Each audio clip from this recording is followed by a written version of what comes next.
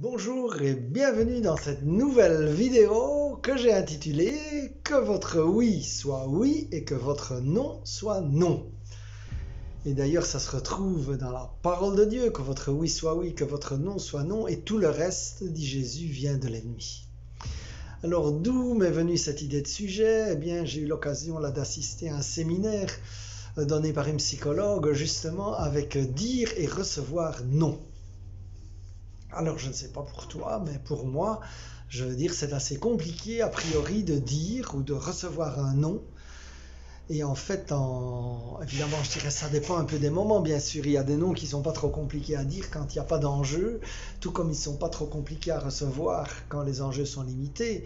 Mais lorsqu'il y a de l'enjeu, lorsqu'il y a de l'affect, eh bien pour moi, dire ou recevoir un non est compliqué parce qu'en fait, je me rends compte que je l'associe à du rejet. Et donc, j'ai peur lorsque j'ai envie de dire non. Parfois, j'ai peur de le dire parce que je me dis je risque de me faire rejeter. Et en fait, lorsque j'examine, j'ai un besoin d'un côté d'acceptation et puis j'ai un besoin d'affirmation. Alors, les deux sont un peu antagonistes. Et donc, voilà, j'ai plus facilement tendance alors à ne pas savoir dire le non, tout comme j'ai difficile aussi à le recevoir, parce que surtout d'ailleurs, je veux dire, quand quelqu'un m'a promis quelque chose, par exemple, pour moi c'est acquis, alors qu'en fait il est très possible que la personne revienne en arrière, ça m'est déjà arrivé d'ailleurs, et en général j'ai remarqué que ça a donné des clashs, parce que si on ne laisse pas la personne revenir en arrière, eh bien, la personne se sent coincée, pas libre, et en général elle le fait payer. Et ça me rappelle par exemple, je me souviens qu'à l'époque, j'avais organisé avec 2-3 autres personnes une soirée des hommes d'affaires du plein évangile à Luxembourg. Et puis finalement, je veux dire, tout était déjà, on avait trouvé l'orateur, la salle, etc. Tout était déjà à peu près fait. C'était le moment de faire la publicité. Et puis, il y avait des gens que, je sais pas, on peut les comprendre, hein. Il y avait des personnes qui n'étaient pas à l'aise avec ça et qui disaient oui, mais toi t'es pas de Luxembourg, nous on est ici, est-ce que ça va pas ternir notre réputation? Enfin, ils n'étaient pas à l'aise, quoi, en gros. Et donc moi je leur ai rappelé qu'ils s'étaient engagés et que donc vu qu'ils s'étaient engagés, ils devaient le faire. Alors ça a marché pour une fois, mais je n'ai pas eu de deuxième réunion, hein, parce qu'après ils ont dit ah non non non maintenant, alors que la réunion s'est passée d'une façon impeccable. Et donc, lorsque l'on force les gens à dire oui alors qu'ils pensent non, ben en général, eh bien, ça se paye et ça vient de l'ennemi, hein, comme dit Jésus. Si votre oui, en fait, est un non déguisé, c'est un faux oui, je dirais ça, c'est très destructeur de relations. Donc, mon frère, ma soeur, ça vaudrait peut-être la peine de réfléchir d'ailleurs à ce qui t'est arrivé, de dire oui alors qu'en fait, tu avais envie de dire non.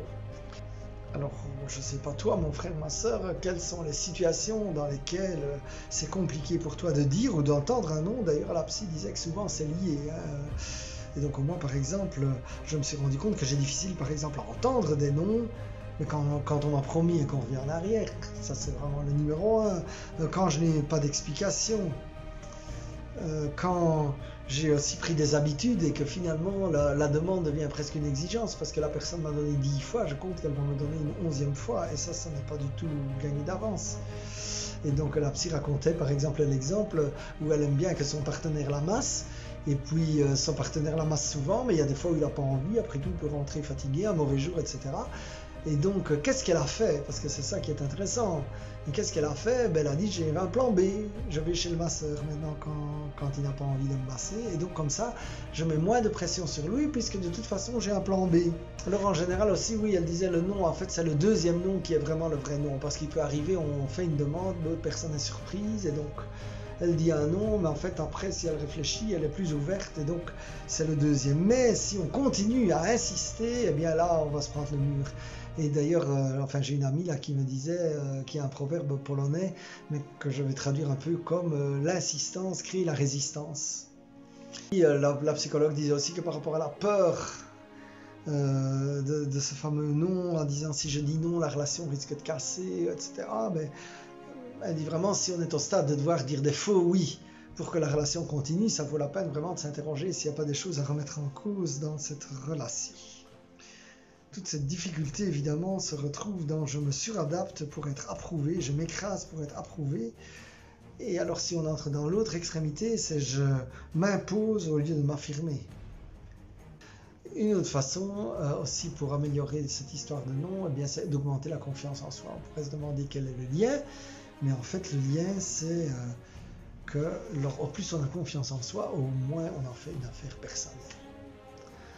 Alors mon frère, ma soeur, voilà, je prie vraiment pour toi que tu ne te fasses pas piéger par l'ennemi, par des faux oui, par des non ou par des oui qui sont dits sur base de la peur, mais que ce sont vraiment des oui qui viennent de toi et qui viennent de Dieu, du Dieu qui est vivant en toi. Alors merci Seigneur, mais Seigneur, je prie que tu donnes à mon frère et à ma soeur vraiment ce bon équilibre entre l'affirmation et l'approbation.